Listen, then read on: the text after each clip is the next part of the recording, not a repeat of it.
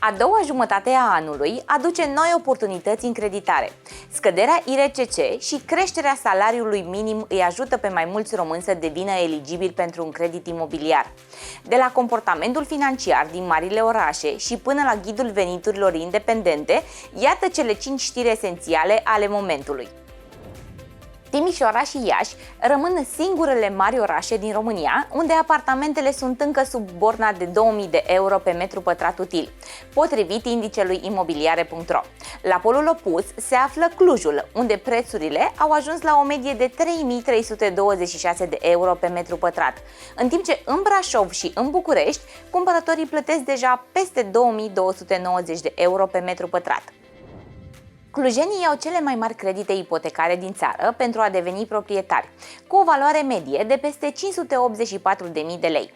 Aceștia plătesc și cel mai mare avans, de 32%, dublu față de pragul minim bancar, în timp ce la polul opus, constanțenii vin cu cel mai mic avans din piață, de abia 18%. Indicele IRCC scade de la 1 iulie la 5,56%, însă reducerea va aduce o scădere modică a ratelor pentru românii cu dobânzi variabile. Alternativa pentru scăderea ratei lunare rămâne zona dobânzilor fixe, unde băncile oferă deja finanțări de 4,6% și 4,7%. Tot de la 1 iulie, majorarea salariului minim brut la 4.325 de lei crește automat veniturile nete raportate la ANAF și îmbunătățește capacitatea de creditare a populației. Noua valoare permite persoanelor cu salarii minime să se încadreze mai ușor în cerințele băncilor pentru a obține un credit și a-și permite astfel propria casă.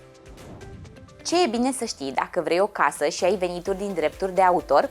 Contractarea unui credit ipotecar este posibilă, însă băncile nu îți vor lua în calcul toți banii. Acestea diminuează venitul eligibil între 50 și 80% din valoarea reală, motiv pentru care suportul unui broker de credite devine esențial pentru a identifica soluția ce oferă cea mai mare putere de cumpărare. Atât pentru astăzi. Rămânem de partea ta, pe drumul spre creditul potrivit. Intră pe finance.imobiliare.ro și explorează opțiunile de finanțare.